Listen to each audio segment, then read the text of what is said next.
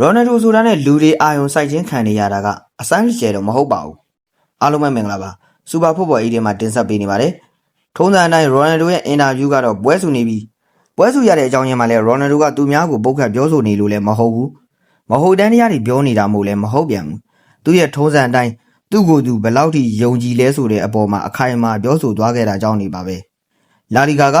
sorry prodigy ဂိုးသွင်းရပို့ပြီးတော့လွယ်ကူတယ်လို့ပြောဆိုခဲ့တာလေ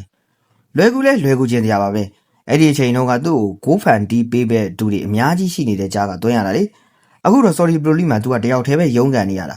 မက်ဆီလိုသူ့နိုင်ငံသားတွေနဲ့ဘာစီလိုနာအသင်းဟောင်းကစားသမားတွေကိုခေါ်ထားရင်တော့တမျိုးပေါ့ဒါကလည်းမှန်ပါတယ်ကမ္ဘာဖလားရရင်ရိုနယ်ဒိုကကမ္ဘာအကောင်းဆုံးလို့ပြောနိုင်ပါတယ်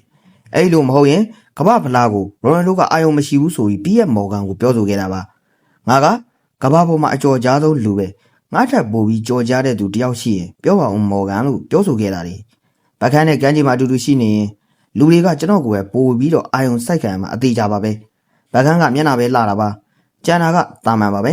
ကျွန်တော်ကတာမန်လူမဟုတ်ဘူးအားလုံးပြည့်စုံနေတာလို့ပြောဆိုခဲ့တာလေဒီစကားလုံးတွေကရိုနယ်ဒိုရဲ့စကားတွေပါပဲတကယ်တော့ဒါမျိုးတွေကိုသူပြောတာမထူးဆန်းတော့ပါဘူးဟိုရင်ကလည်းသူခဏပြောနေကြပဲဒါပေမဲ့သူဒီလိုပြောလိုက်တိုင်းမှာပွဲစီနေတော့မယ်သူ့ကိုကြိုက်တဲ့သူတွေကလက်ခုပ်တီးတယ်မကြိုက်တဲ့သူတွေကနှာခေါင်းရှုပ်ပြီးတော့ဟားတိုက်တယ်ဒါကရိုနယ်ဒိုဖြစ်နေကြအတိုင်းပါပဲဒီနေရာမှာရိုနယ်ဒိုကိုကြိုက်တာမကြိုက်တာဘေးပဲထားပြီးအလွတ်ပြောရမယ်ဆိုရင်သူ့ရဲ့မာနနဲ့ယုံကြည်မှုကအတိုင်းစားမရှိအောင်ကြီးမားနေတယ်လို့ပြောရမှာပါဒါကဘာလို့လဲဆိုရင်သူကကစားသမားဘဝမှာလှုပ်ပြခဲ့တာတွေရယူနိုင်ခဲ့တာတွေကြောင့်ပါသူခြေမိုးလို့ရတဲ့အနေအထားမှာရှိလို့ခြေမိုးပြနေတာပါဒါကိုတင်တော့မနာလို့မဖြစ်ပါနဲ့ဟန်ဆောင်ပြောနေရမှာထက်တဲ့တွေကြီးလွတ်ဖို့လဲသူကဆုံးဖြတ်စဉ်းစားခဲ့ပုံရပါတယ်ဟန်ဆောင်ပြီးတော့အတွင်းစိတ်ပုံနေတဲ့မက်ဆီလိုလူမျိုးဆိုရင်တော့ဒါမှမပြောရဘူးပေါ့လူတွေရဲ့အကြိုက်ဆောင်တတ်တာမက်ဆီရဲ့တင်ကေတာပါပဲပြီး